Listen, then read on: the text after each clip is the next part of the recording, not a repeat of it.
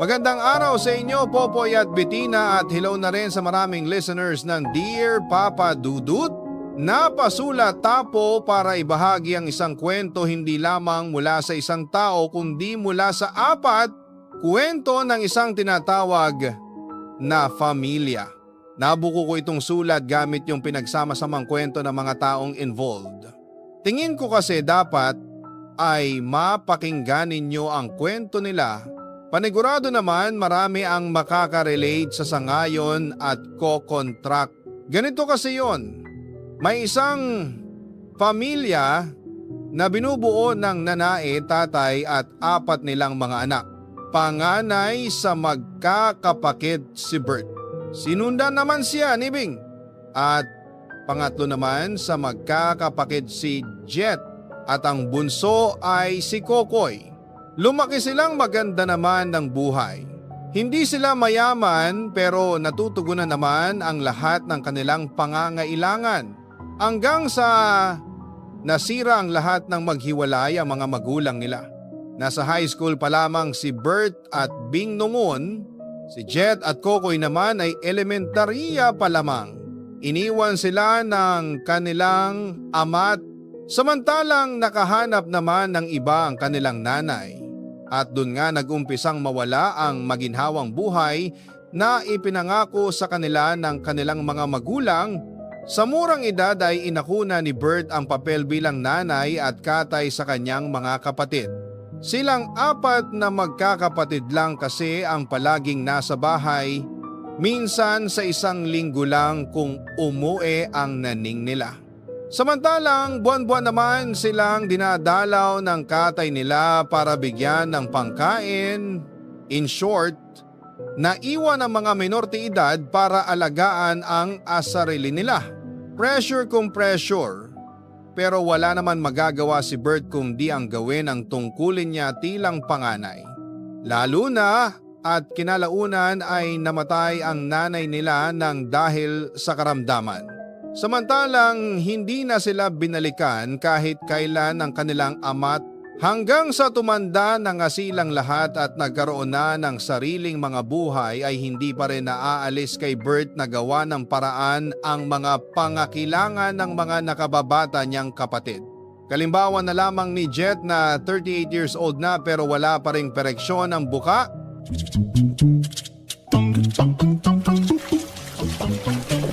Buisit naman siya.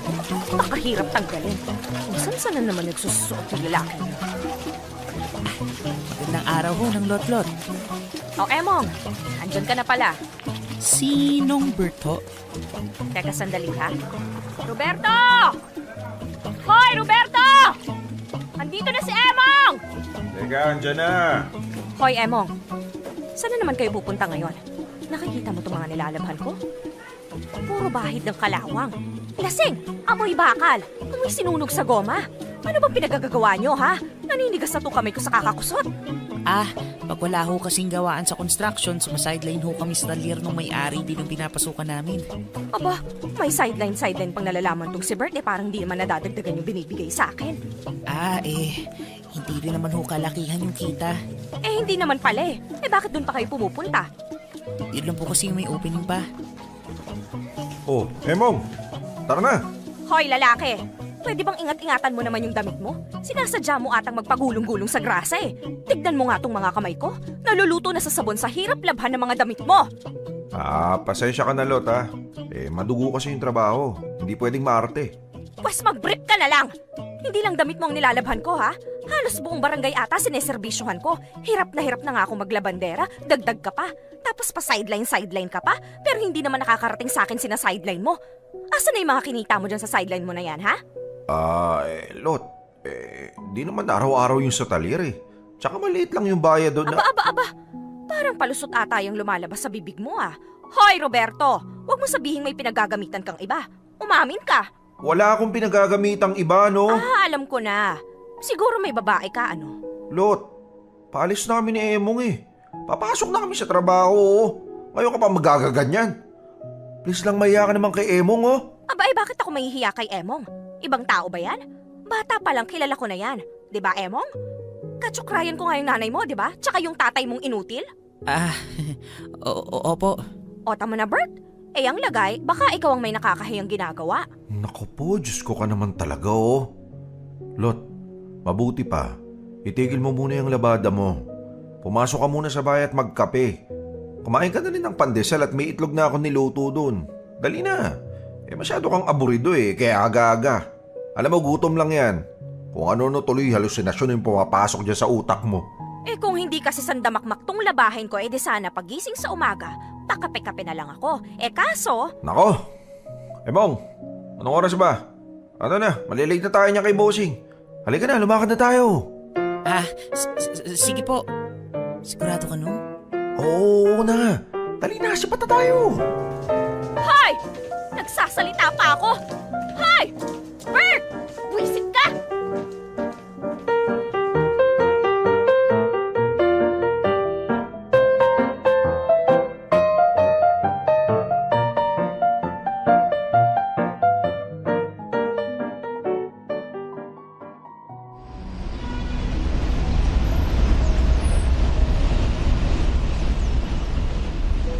Nung, para malabo ata makasakay tayo ng bus Punuan lahat.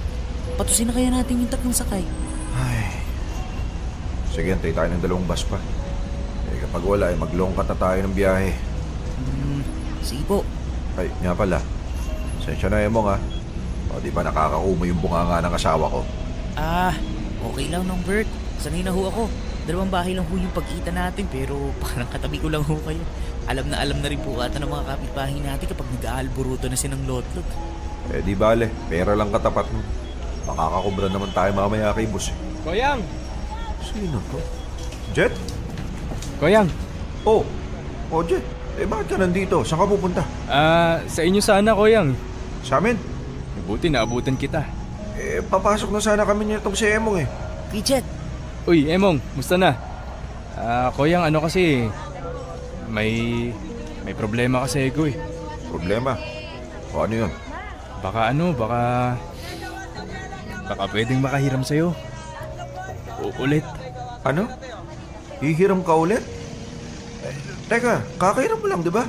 Sabi mo may utang kang kailangan bayaran. O ano na nangyari doon? Ano kasi, Koyang Okay na yun. Wala na yun. Ano to ngayon? Ano to, iba to, meron kasing ina-apply ang agency. Alam mo na, pa-abroad, hinihingan ako ng pambayad Hindi daw maayos yung papel ko kapag di ako nakabayad. Naku po, Jet naman. Kuya, sayang to. Magandang oportunidad to. Ayaw mo yun, makakatrabaho na ako sa ibang bansa. Akala ko ba may trabaho ka na sa Maynila? Meron. Pero, maliit lang yung sahod ng salesman Saan ba napupunta yung sahod mo? Wala ka namang pamilya. May anak ako. Bakit? Nagbibigay ka na ng sustento sa anak mo? Kailan pa? Kuya, sisermonan mo talaga ako dito. Kaya dami-daming tao Sino ba nagpunta-punta dito? Kuya, papautangin mo ba ako o hindi? Sa'yo nakasalala yung kinabukasan ko. Kapag hindi ako nakabayad sa agency, wala na. Oo, kinonsensya mo pa ako. Nagsasabi lang ako ng totoo. Wala naman akong ibang malalapitan Kapag may mga ganitong problema, sino ba yung dapat na una kong puntahan? Ibang tao ba? Siyempre, pamilya muna. Yung ate Bing mo? Alam mo namang allergic sa akin yun. Tuwing dadalawin ko, malayo pa lang parang pinagtitiril na ako ng itim na kandila. Masisisi mo ba ate mo? Pupunta ka lang doon para manghingi lang din ng pera. Kuyang, sayang yung oras magdesisyon ka na. Parang ngayon pa lang alam ko na kung may patutunguhan pa ako o wala na. Talaga Wrong timing ka palagi pumicture Isip na, Kuyang. Magkano ba? 20,000 lahat.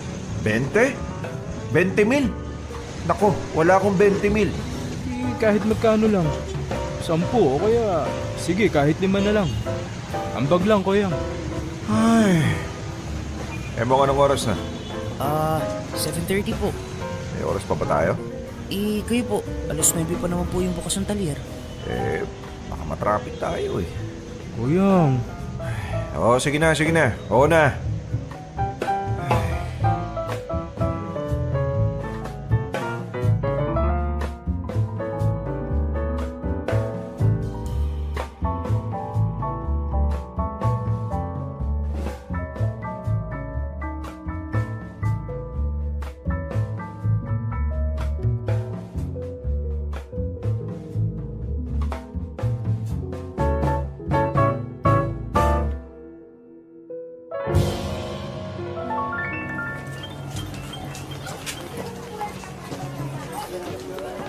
Oh, napabalik ka. Anong nakalimutan mo? Magdadala pala ako ng extra t-shirt. Ah, ganon? Sige. Itong lalaking to. Kanina pa lumayas sabay babalik para lang sa t-shirt. Tss. Oh, bakit andun sa gilid si Emong? Hoy, Emong! Pa? Anong ginagawa mo dyan sa halamanan ni Kapitan? Mukha kang holdapper. Wala po. Ha? Teka, parang may kasama si Emong. Sino yon? Lalaki? Teka, aba anak ng tupa! Si Jethro yun ah! Lintik ng mangungutang na naman ang hinayupak na yon. Hoy! Jethro! Kala mo hindi kita nakikita? Halika dito! Asa na yung utang mo? Halika dito! Huhut-hut ka na naman sa asawa ko, Judas ka! Huwag kang tatakbo! Animal! Lot! Ano bang ginagawa mo? Nakakahiya sa mga kapitbahay? Isa ka pa? Aray, ba't mo ako sinapak? Isa ka rin tarantado eh! Pautang ka ng pautang dyan sa kapatid mong inutil! Akala mo naman napakayaman mo! Pala mo ning baboy na nga yung bunso nyo! Aray, Nagpapauto ka dyan sa jetrong yan? Bobo! Lot, umayos ka! Kitang-kita ka naman ang kapitbahay, oh! Huwag mo nga akong pigilan! Papakandahirap ko kakalaba, tapos ikaw nagtatapon ng pera? Tama na sabi! Lumayas ka sa harap ko! Aray! Layas! Lumayas ka kung ayaw mong ipasok sa puwet mo itong mga bareta! Layas! Magsama kayo ng kapatid mo, mga buwiset!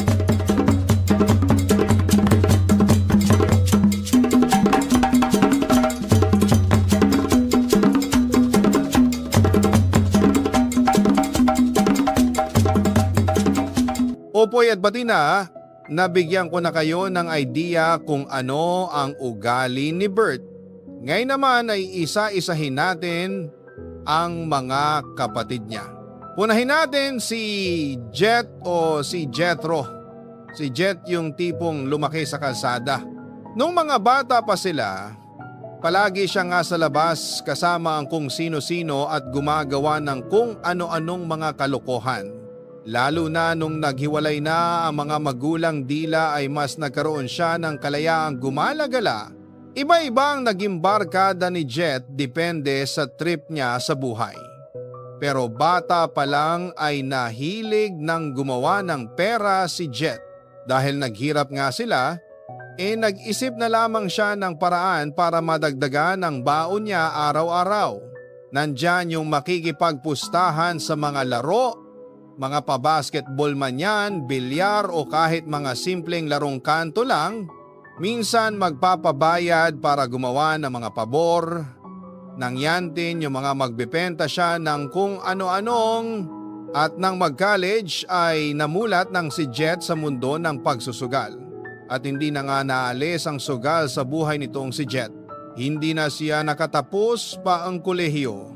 Sa halip ay pinagduunan na lamang niya ang kumita ng pera sa pag-racket-racket o kaya ay sa ano pa nga ba pagsusugal. Sinubukan ni Bert na turuan si Jet kung ano ang dapat niyang gawin para mas gumanda naman ang buhay niya. Pero Popo ay titina. Hindi mo matuturuan ang isang taong ayaw na matuto. Mayabang kasi si Jet, masyadong pilip sa sarili pero wala ding ibang inisip kundi ang sarili niya. Katunayan niya na pagtungtong ng edad 20, si Jet ang pinakaunang umalis sa bahay nila para mamuhay magsa. Ngayon na papunta na siya sa edad 40 ay hindi pa rin stable ang buhay niya. Wala pa rin siyang sariling pamilya at wala pa rin siyang naipundar kundi mga kabilaang utang lalo na sa kuyang niyang si Bert. Bukod kay Jet ay hindi any Bert ang nag-iisang babae sa kanila na si Bing. Pangalawa man si Bing sa magkakapatid ay parang siya ang bunso. Kumbaga siya ang spoiled brat sa pamilya dahil pinagdibigyan ng lahat ng gusto niya. Sanay si Bing sa espesyal na padrato. Sanay siyang palaging inuuna at minibigyan halaga. Kaya naman nang makahanap si Bing ng taong kaya magbigay sa kanya ng lahat ng gustuhin niya, ay hindi na siya nagatubiling sumama rito at bumuok ng sariling pamilya. Kaya taliwas kina Bert at Jet mas nakaluluwag-luwag sa buhay si Bing.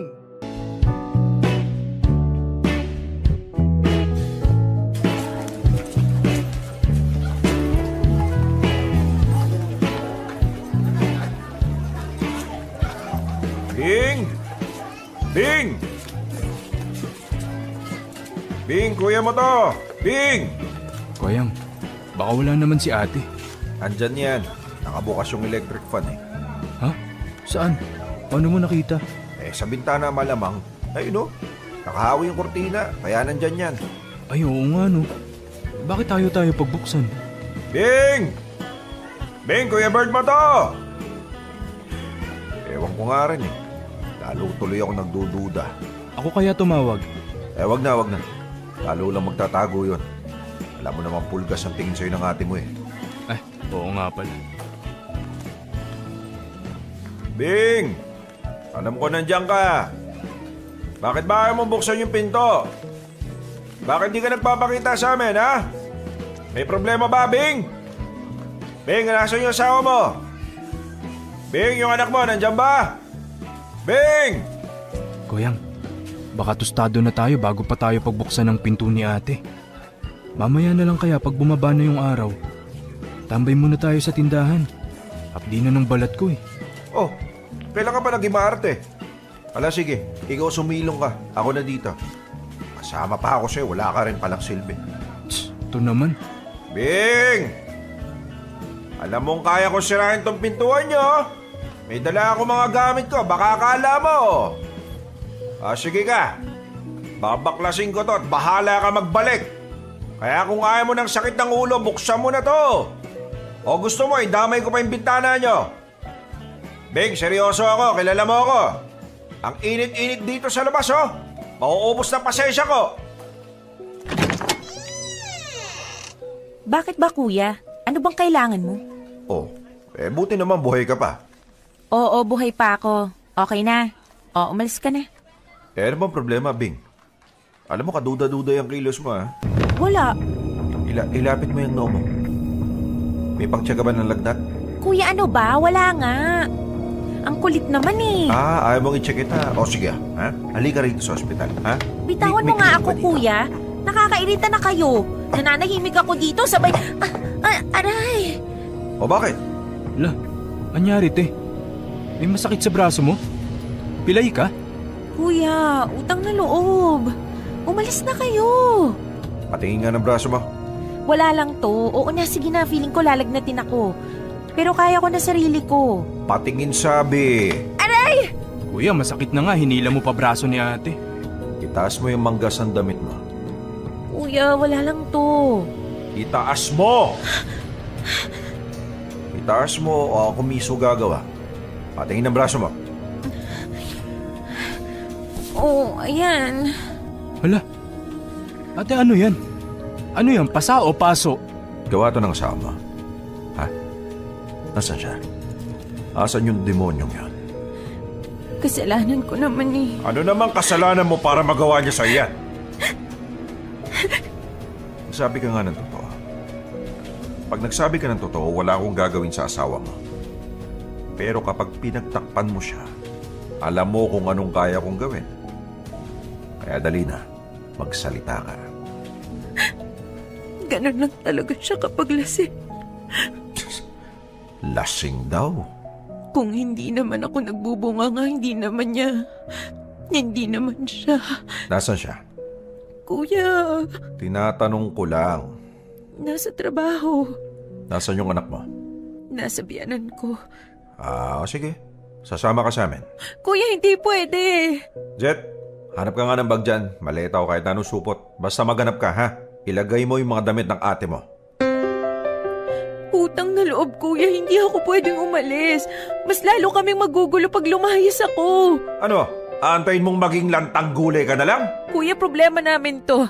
Problema naming mag-asawa to. Huwag ka nang makialam. Kapag namatay ka, kaninong problema yon? Sa inyong dalawa lang? Sa tingin mo appendix lang kami pag nasa kabaong ka na? Hindi ako mapapatay ni Kevin. Sa ginagawa niya sa'yo, malapit-lapit na. Mag-asawa kami, kuya. Hindi ko siya pwedeng iwan. At bakit hindi? Magkadikit ba bituka nyo, ha? Kuya, utang na loob. Huwag na kasi kayo makialam. Pinapalaki niyo lang yung problema eh. Hindi kayo makakatulong para maging maayos kami. At sino ba may sabing tutulong kami? Kung ganyan lang din naman yung nangyayari sa'yo sa pagsasama nyo, aba, mas mabuting sirain na natin yan. Kuya naman eh. Bing, huwag kang matakot. Huwag! Kapatid mo kami. Kaya ka namin protektahan. Paanong anak ko? Sige nga. Pag umalis ako dito, baka hindi na ibalik sa akin ang biyanan ko yung anak ko. O pues, pintuan ng biyanan mo ang sisirain ko. Isasama ko na rin yung pagmumukha ng asawa mo. Kuya, nagmamakaawa ako. Hayaan mo na ako, kuya. Alam mo, Bing, makinig ka sa akin. Ako nagpalaki sa'yo. Kahit kailan hindi kita pinagbuhatan ng kamay, ni isa sa mga kapatid mong lalaki, hindi ka nagawang saktan. Tapos itong Kevin na to, bababuyin ka lang? Magtiwala ka sa akin, Bing. Akong bahala sa'yo at sa pamangkin ko. Dahil hindi kami tutunga lang dito ni Jet at haantaing malumpukan ng Kevin na yun bago kami kumilos. Mga nakakalimutan mo, bago ka naging asawa ng demonyong yun, una kang naging kapatid namin.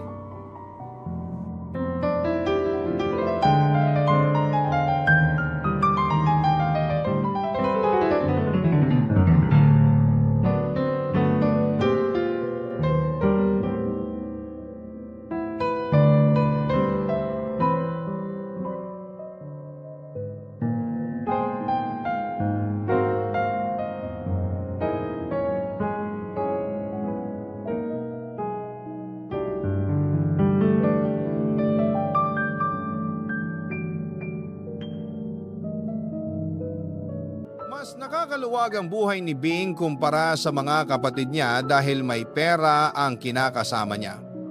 Pero hanggang dun lang yon, Popoy at Petina.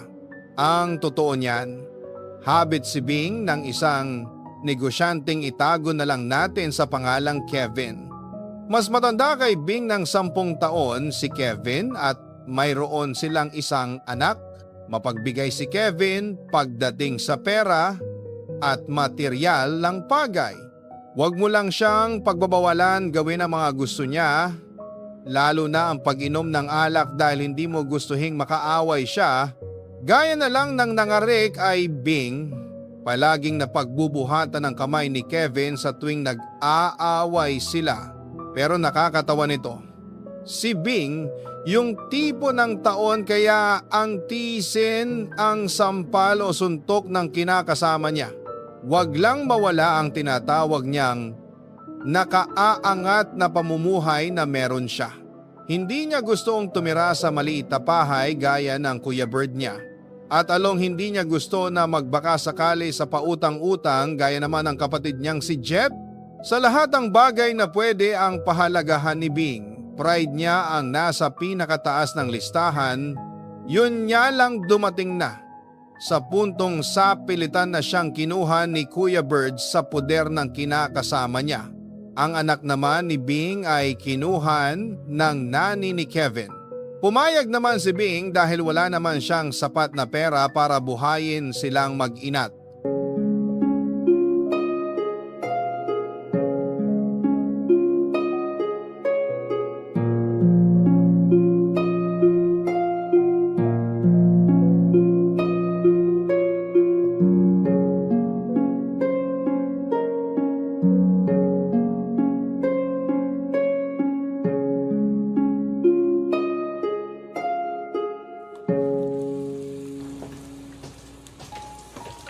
Bing, nagpapasalamat ako sa pagpresenta mong magluto ng hapunan.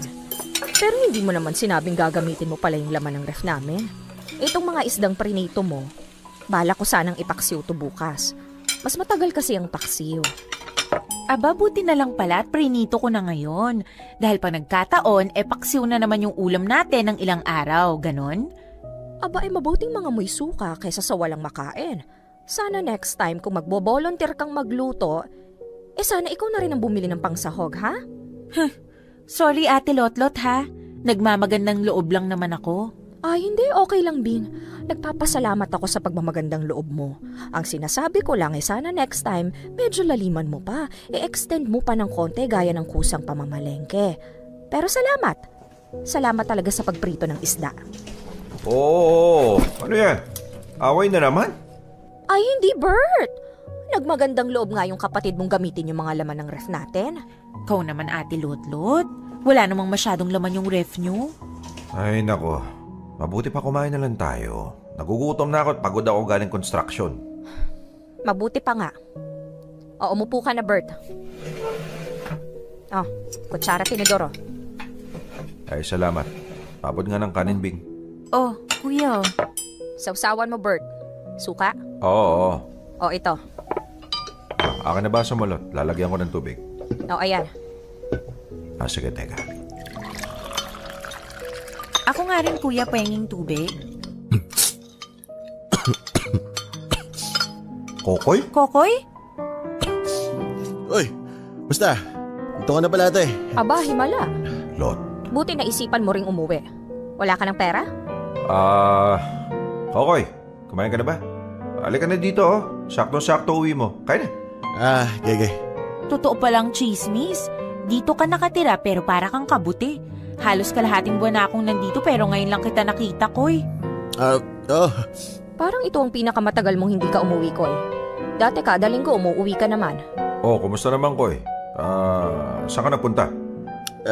Dyan lang. Ay, buti nakauwi ka na. Ano mga ginawa mo? Ay, nga pala, pinuntahan mo ba yung sinasabi ko sa yung part-time? Bukas, kuya. Bukas. Sige. Okay ka lang, Koy? May masakit ba? Kanina ka pa singhot ng singhot. Mabuti pa kumain na tayo. Bing, kain na. Nagtatanong lang. Mamaya na kwentuhan. Lumalamig yung pagkain. Kote, ba't ka nandito? Kalahating buwan na ka mo? Hay, nako, mahabang kwento. Umpisa ka muna.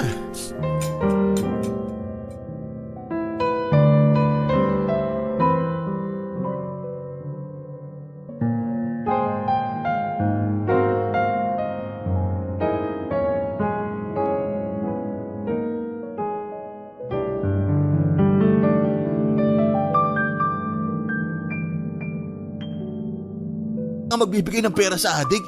Ano nga may pambibili ko ng libro yun, ha? Yan naman pala yung tingin mo sa pagtulong ko sa'yo eh. Ditigil na natin tong kalokohang to. Mag-empake ka na at lumayas. Hindi kita kailangan dito.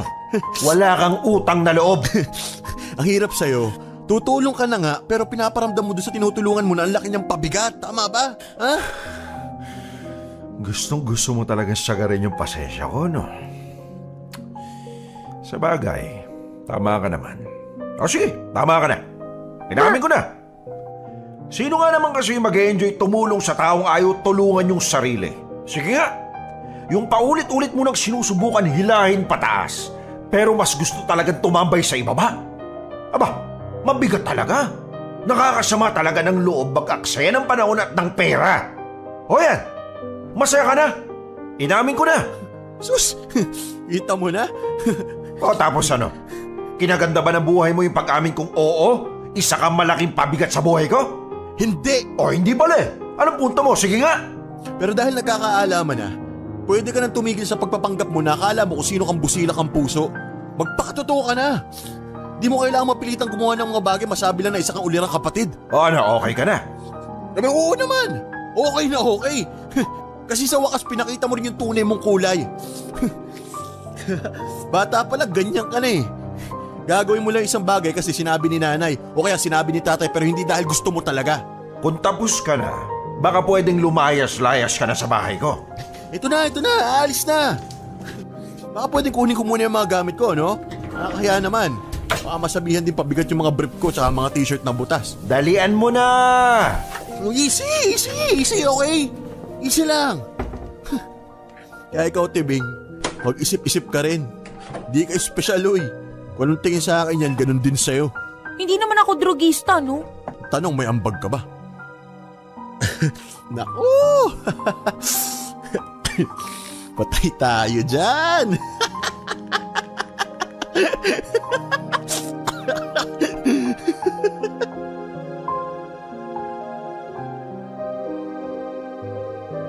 Opoy at Bettina, yan ang bunsoong si Kokoy. Isang adik.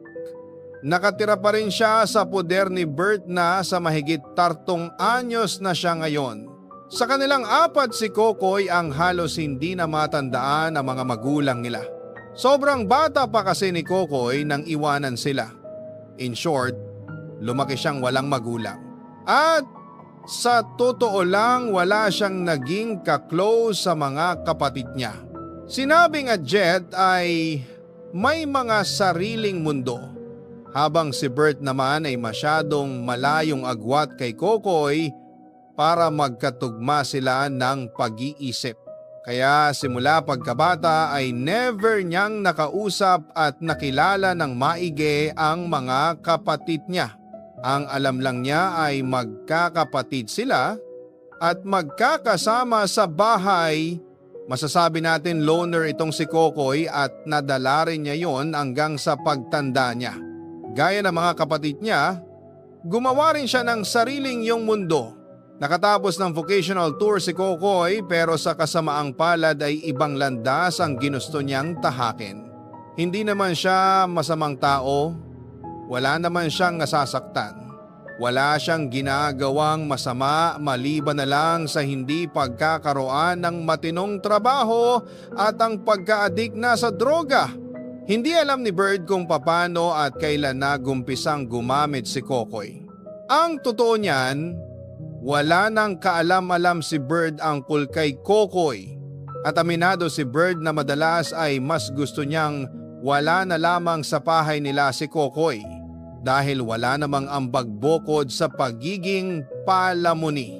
Madaming responsibilidad si Bird, kaya tanggat maaari ay gusto niyang bawasan ang mga isipin niya dahil ang totoo, hindi lahat ang tumutulong ay gusto ang ginagawa nila. Marami dyan ang napipilitan dahil kailangan, napipilitan dahil kaibigan, napipilitan dahil kapatid. Napipilitan dahil ayaw magmukhang masama. Uulitin ko, iyan ang totoo. Sa kabilang banda, kung sino pa ang tinutulungan, siya pa ang mega ng mega magalit. Kung sino pa ang nangailangan ay siya pa ang hindi makontento. At kung sino pa ang walang ambag ay siya pa ang humihingit ng sobra-sobra. Kokoy at Itina. Welcome sa isang tipikal na pamilyang Pilipino. Hindi naman sa tayong Pinoy lang ang may ganitong klaseng pamilya. Ang aking lang ay magpakatoto tayo. May mga pamilya talagang pinagpala sa sakit ng ulo, sa pabigat. Yung pamilyang may direksyon naman ang buhay, baku-baku nga lang ang daan adtod-adtad ng kaliwa at kanad ang direksyon. Dear M, O, R, ang mga kwento ng puso mo. Hashtag Dear M, O, R, ang baga. Kokoy at Itina. Pagkatapos ng komprontasyon sa pagitan ni Bird ang Kokoy, ay tuluyan ang umalis si Kokoy at hindi na nagparamdam pa. Si Bing naman ay nanatili sa bahay ni Bird kasama ang pamilya niya. Wala naman kasi siyang ibang mapupuntahan pa. Samantalang si Jet ay hindi nakikitira kina Bird. Pero tumatanggap pa rin ng kaunting pera mula sa kuya niya. Sumatotal tila 2 ang pamilyang cargo na buhayin ni Bird. Bilang isang construction worker at bilang isang mekaniko, alam na alam ni Bird na hindi sasapat ang ita niya. Kaya minabuti niyang kumuha ng isa pang sideline. Umiram siya ng motor sa bus niya sa talyer at nag-sideline bilang delivery boy. Nung una kahit papano ay higit sa sapat ang nakukuhan ni Bird. Sa kasamaang palad ay naaksidente siya habang nagmomotor. Bukod sa balibaling buto ay napuruhan sa ulo si Bird. Dahilan para mabaltado ang kalahati ng katawan niya. Sa pagkakatawang ito, Kokoy at Petina ay maraming magsasabing malas si Bird. Mas malas ang mga taong sa kanya lang nakaasa.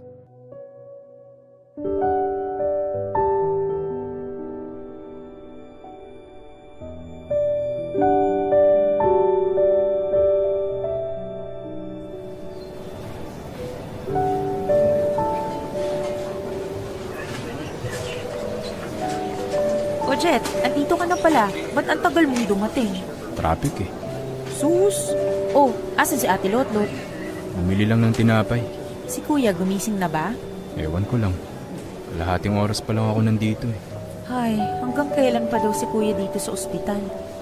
Eh, ang huli kong balita, pwede na raw ma-discharge kung kaya naman daw sa bahay magpahinga. Eh, higaan lang naman, tsaka matinding mga gamot ang kailangan ni Kuya. Eh di kailangan bantayan ng maigi si Kuya niyan. Hindi siya makakalakad saka tinamaan din yung mata niya, ano? Eh, oo. Teka, bakit ako tinatanong mo? Dapat mas may alam ka, di ba? Si Ate Lotlot ang nandito para magbantay. Ako nasa bahay, binabantayan yung mga bata. Eh as if naman babalitaan ako ni Ate Lot. Ah, oo nga pala, no.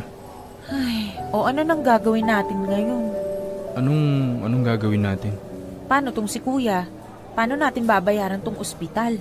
Eh, hayaan mo na asawa niya mamroblema. Yun na yun? Tingin mo ba kaya ni Ate Lotlot yung mga gastusin dito? Eh parang kailangan pa yatang operahan ng binti ni Kuya eh. Eh, anong gusto mong gawin natin? Mag-ambagan? May pera ka? May pera ako? Sa bagay. Kaya nga may asawa si Kuya eh. Para may mamroblema para sa kanya. Di nga tayo magkanda o gaga sa kakahagilap ng pera para sa mga sarili natin eh. Eh kung binabayaran mo kaya mga utang mo sa kuya mo? Ote, nandiyan ka na pala. Magandang araw po. Uy, Emong, musta? Okay lang po. May dala po pala akong pagkain galing po sa mga katrabaho namin ni Nong Bert sa talyer. Emong, pakilagay na lang dyan sa lamesa sa gilid. Sige po. Tsaka... Nang Lot. Ito po pala oh. O ano tong sobrang to? Galing din po sa talyer. Pasensya na ho, yan lang ho yung kinaya nilang mabuo. Naku, salamat Emong. Napakalaking tulong nito. Yun! Yun na lang ang gawin natin. Tawagan naman natin yung mga katrabaho nyo Emong sa construction. Ang dami nun. Pati boss nyo. Big time yun, di ba? Ano ba naman yung tumulong siya sa empleyado niya, di ba? Huwag mo nga ibahin yung usapan, Jet. Anong sinabi ko kanina? Bayaran mo yung mga utang mo sa kuya mo. Imbis na sa iba ka magturo, bakit hindi mo umpisahan sa sarili mo? Mas makakatulong ka sa ganung paraan. Ate Lot, alam mo namang may pinaglalaanan na ako ng mga inutang ko kay kuya. Na wala namang pinatunguhan. Halata namang walang-wala ako, di ba? Aba, malay ko. Malay ko kung gipit ka o gipit-gipitan ka lang. Teka nga Ate Lotlot, bakit ba pinag-iinitan mo si Jet ha? Anong gusto mo, ikaw? Isa ka rin eh. Anong isa rin ako? O sige ano? Ano na namang nagbabagang balita mo tungkol sa akin? Ano pa bang ibabalita ako sa'yo eh? Alam ko na lahat. Kinuha ka lang panandalian ng kuya mo sa poder ng asawa mong abusado. Pero parang wala ka ng balak umalis sa bahay namin. Hindi mo na yata naisip na nakakahiya naman, isang pamilya na sila doon tapos nakikisiksik pa ako. Ate Lot, sino bang may sabing ayokong umalis? Yang si kuya lang naman ang nagpupumilit na dun muna ako sa inyo bilang wala pa akong trabaho, wala pa akong kahit ano. Paano ka makakapagtrabaho? Hindi ka naman naghahanap. Paano mo nasabi? Eh bakit wala pa rin hanggang ngayon? Sige nga. Ay, feeling mo madaling maghanap? Sa bagay, sa tanang buhay mo, hindi mo naman na-try maghanap ng trabaho. Ano bang alam mo bukod sa paglalaba? Lakas naman ang loob mong mangmata. Sa ating dalawa ako yung kumikita kahit papaano. O yun naman pala eh. Kumikita ka naman pala. Bakit hinahanapan mo pa kami ng pera? Mukha namang kayang-kaya mong bayaran yung bills dito ni kuya sa ospital. Pwede sana kasi yung mga naipon ko napunta kong di nasa mga bulsa nyo, nasa tiyan nyo na. Ate. O papapap! Huwag mo sabihing hindi totoo yon. Alam mong hindi kaya ng kuya nyo sustentuhan ang sarili niyang pamilya at 3 pang bunganga na siya lang mag-isa. Lahat ng mga kinain mo simula pumasok ka sa pamamahay ko, ako ang Nanunumbat ka talaga, ate? Bakit hindi? Masarap manumbat sa taong hindi marunong magpasalamat. Paano ka naman magpapasalamat kung isusupalpal din pala sa'yo yung mga tulong na binigay sa'yo kuno? Sa araw-araw na lang ate, puro reklamo ka eh. Konting kibot ko lang, puro ka dabog dito, dabog dyan. Oo nga eh. Sama kasi ng loob ko. Ewan ko ba dito sa lalaking to? Ang tatanda na ng mga kapatid, hinahayaan pa rin niyang umasa sa kanya. Akala mo kung sinong mayamang nagtatapon ng pera. Ang tawag doon, Lot-Lot, pamilya. Buwisit na pamilya yan. Isang sugalero, isang kabit, isang durugista. Aba, ang saya ng pamilya niyo ah. Ano yan, circus? Paki mo. At paki mo rin kung nagmamalasakit si Kuya Bert sa amin. Malasakit o pasakit? Kapatid kami ni Kuya Bert. Kahit anong dada mo dyan, hindi magbabago yon. Hindi ka siguro mahal ng pamilya mo kaya inggitera ka sa pamilya namin. Hoy, simula nang ikasal kami na ang pamilya ni Robert. Ay, teka lang ha, awat muna ha. Hindi lang tayo ang may pasyente dito sa ward. Medyo nakakaistorbo na yata tayo sa ibang pasyente. Tuloy nyo na lang yan sa bahay. Hindi na, wala ng part 2 na magaganap. Dahil hindi na ako uuwi sa bahay nila. Sa bahay nilang kala mo pagkalaki-laki. Ayan ate Lot-Lot ha, masaya ka na? Aalis na ako sa mansyon. Wala nang makikihati sa pagkain nyo, sa kuryente, sa tubig, ultimo sa sabon at shampoo. Ayan, iyong-iyo na. Aba, salamat Bing. May mapupuntahan ka naman pala, hindi mo sinabi. Sinasabi mo dyan? Kanina atat na atat kang palayasin ako, tapos ngayon kinakabahan ka, no? Kaya mo yan, ate Lot-Lot. Ikaw na rin ang nagsabi, di ba? Simula nang ikasal kayo, kayo na ang pamilya. At kaming mga kapatid ko, saling pusa na lang sa buhay ninyo.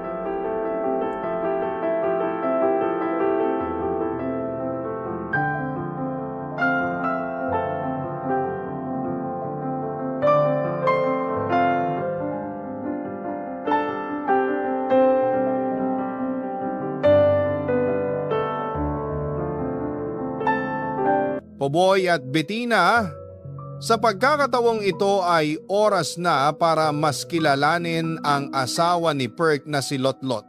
Sa umpisa pa lamang ng storya ay alam nyo ng isa siyang bongangyerang asawa, reclamator, at hindi na ubusan ng ipupukol sa mga kapatid ni Perk. Pero kahit pa nga ganoon ay hindi siya yung tipo ng asawang nakatunganga lang, tinutulungan niya. Jane, pasensya ka na ha. Kita mo namang hindi pa kami makabawi. Lot, lahat naman tayo hindi makabawi eh. Ang problema, hindi ako makabawi kasi hindi nagbabayad yung mga nangungutang sa akin. Isa ka na doon. Nagtiwala ako sa'yo kasi magkaibigan yung mga asawa natin. Paano na yan? Jane, ikaw na rin ang nagsabi. Magkaibigan yung mga asawa natin. Kaya baka naman makahingi ng konting palugit pa. Palugit pa? Parang wala ka naman ata talagang pambayad eh.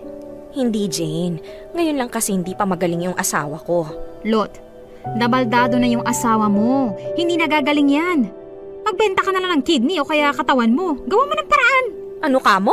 Lot, walang mangyayari sa palabalaba at pagkutkot mo ng kuko ng ibang tao. Mag-isip-isip ka pa, dapat yung utak desperada. Jane, hindi pa ba ako mukhang desperada? Hindi pa. Kapag natuto ka magbenta ng di dapat ibenta, yon masasabi kong desperada ka na. Okay, alis na ako. Babalik ako sa linggo ha, ihanda mo yung pambayad mo o magtago ka kung saan ka pwede magtago.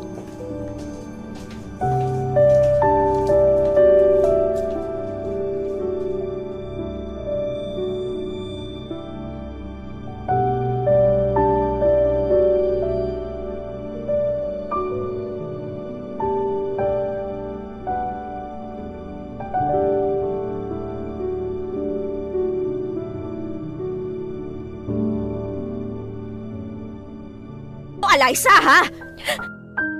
Mag-magic ako ng pera? Walang trabaho ang tatay mo. Ako na lang ang kumikilos dito. Huwag ka na lang kaya mag-aral. Tumigil ka na sa pag-aaral. Nay, wag nay. Tapos ngayon, aayaw-ayaw ka. Pumasok ka. Pag hindi ka pumasok, kakalbuhin kita, makikita mo. Magbihis ka na. Opo. Dalian mo! Lot! Ay, eto na naman po tayo. Lot! O ano? Sandali! Lot! Andyan na! O ano ba yon? Kahit ka, Ano? Lot. Ha? Kahit ka. Bert, ayusin mo. Hindi kita naintindihan eh. Bakit, Lot? Bakit ba iniiba-iba mo yung sinasabi mo? Bakit, Lot? Bert, ayusin mo. Anong kailangan mo? Nagugutom ka ba? Nauuhaw? Bakit, Kailangan mong magbanyo? bakit, Bert, ano ba? Paiba-iba ka na sinasabi eh. Ano ba, ha? Ano bang gusto mo? Ano namang gusto mo? Hindi mo ba nakikita? Ang dami-dami kong kailangan gawin. Na hindi na nga ako makaligo ng maayos eh. Yung inutangan nating kaibigan mo, dumaan na naman kanina. Nakipagtalo na naman ako. Bukas ano na namang sasabihin ko? Bert, pagod na ako. Pagod na ako.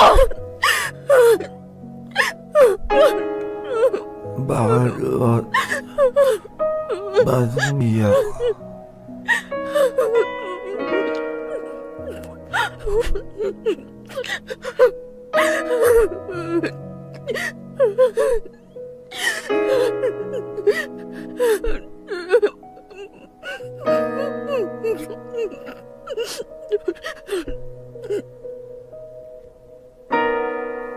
Bert,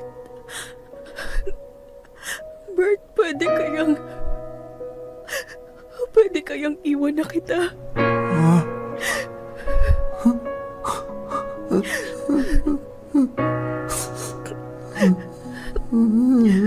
Bert, hindi ko na kaya. Hindi ko na kaya, Bert.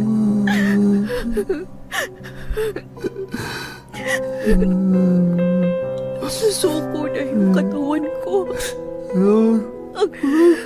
Ang sakit. Sakit na ng katawan ko. Yung utak ko parang sasabog na. Parang konti na lang mababaliw na ako, Bert. Konti na lang. Yung mga bata hindi na kumakain ng maayos, Bert. Ang payat-payat na nila. Kaya, Bert, pwede kayang iwan na kita. Gusto ko lang magpahinga. Gusto ko lang patulog ng mahaba. Alam mo yun, kasi mababali na ako kakabuhat sa'yo. Mababali na ako kakabuhat sa pamilyang to.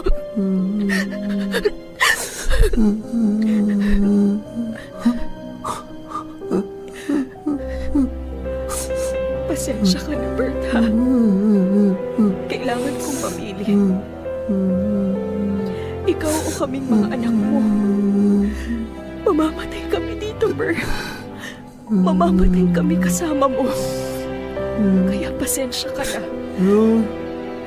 Magalit ka na kung gusto mo, pero sinusubukan na kita. Suko na ako, Bert. Suko na ako.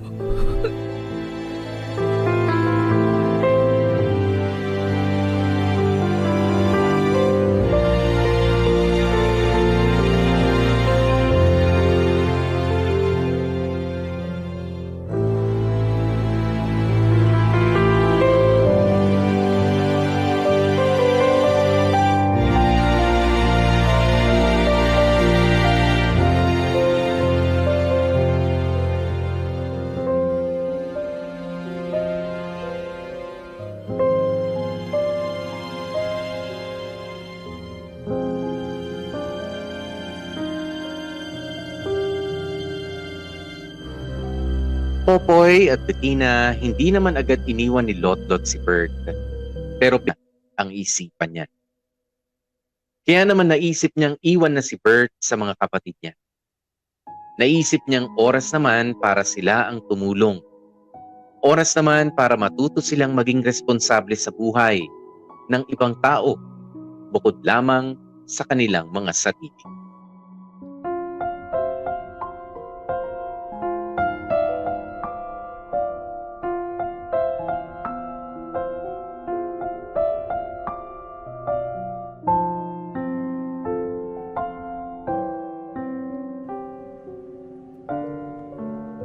Bing! Bing! Bing! Anak ng... Ang aga-aga, napakaingay naman ng matandang to. Beng! Beng! Beng! Oo na, sandali! Isip ka, anong oras na ba? Ay, bangon na nga.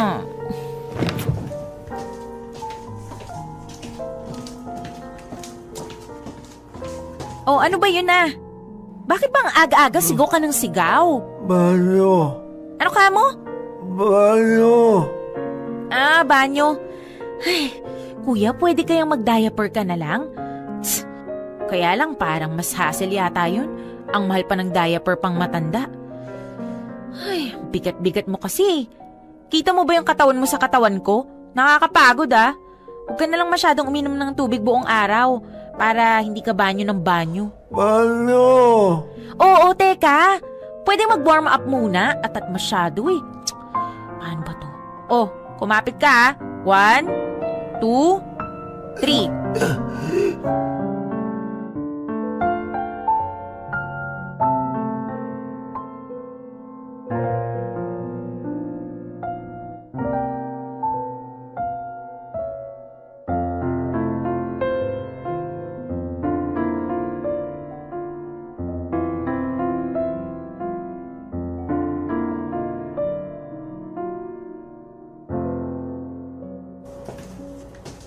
Oh, dahan-dahan Oh, ayan na. Ayan na yung higaan mo.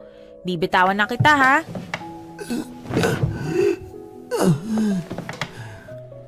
Ay, Diyos ko po, sa wakas. Grabe ang sakit ng likod ko. Aray ko, aray. Ay, naku. Pasensya ka na, Ano ba kasi itong nangyayari sa mga buhay natin, kuya?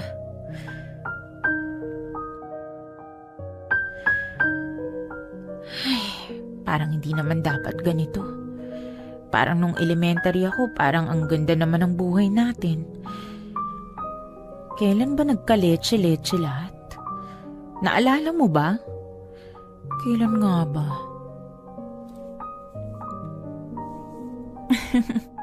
Sa totoo lang, hindi ko na matandaan. Pero ang pinakatanda ko ay yung araw na first time kong nagalit sa'yo. First time, tapos hindi na nawala. Naalala mo yung time na aalis si tatay ng bahay? High school yata ako nun. Tapos gusto kong sumama sa kanya. Naglagay na ako ng mga damit sa school bag ko. Tapos ayaw akong isama ni tatay. Pero nagpupumilit ako. Sinampal mo ako nun, tanda mo? Parang lumipad yung mukha ko nun Tandang-tanda ko pa rin yun kasi hindi ko gets. Bakit pinigilan mo ko? Mas gusto ko nga kay tatay. Mas gusto namin ni Jet kay tatay. Kasi siguro kung sa kanya ako sumama, baka mas maganda yung buhay ko. Kaso, ikaw bata pa lang tayo, panira ka na ng mga plano sa buhay. Gaya ngayon, kung di mo ako kinuha sa poder ng kinakasama ko, baka kahit papano may pera akong malaki ngayon. Okay lang, puro sapak, basta hitik sa laman yung bulsa ko. At least may pambili ako ng gamot, 'di ba? Pero wala Kaya, karma mo siguro yan, kuya. Aminin mo man o hindi, ikaw yung sumira ng buhay natin. At di lang ako yung nakaisip nun. Pati si Jet, saka si Kokoy, yun din ang tingin sa'yo. Magkapatid tayo. Anong sabi mo? Magkapatid tayo. Magkapatid? Di ko nga alam kung anong ibig sabihin ng magkapatid Pero kung ganitong buhay lang din naman yung dala ng pagkakaroon ng kapatid, sana pinanganak na lang akong mag-isa. Ay, teka. Anong oras na ba? Dapat nandito na si Jet Toka niya ngayong umaga O, diyan ka lang kuya. Gagayak lang ako. May lakad ako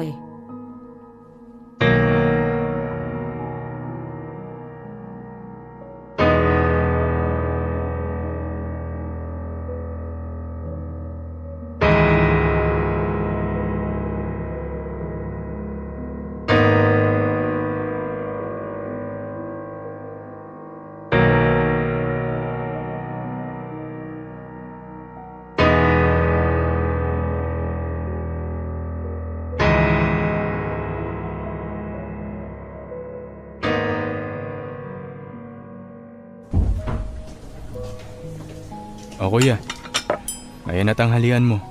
Nagagalaw mo naman yung kaliwang kamay mo, di ba? Di na kita susubuan, kaya mo na yan. Naklang tokwa naman. Mag-aalauna na, wala pa rin tong si ate. Kain ka lang dyan kuya.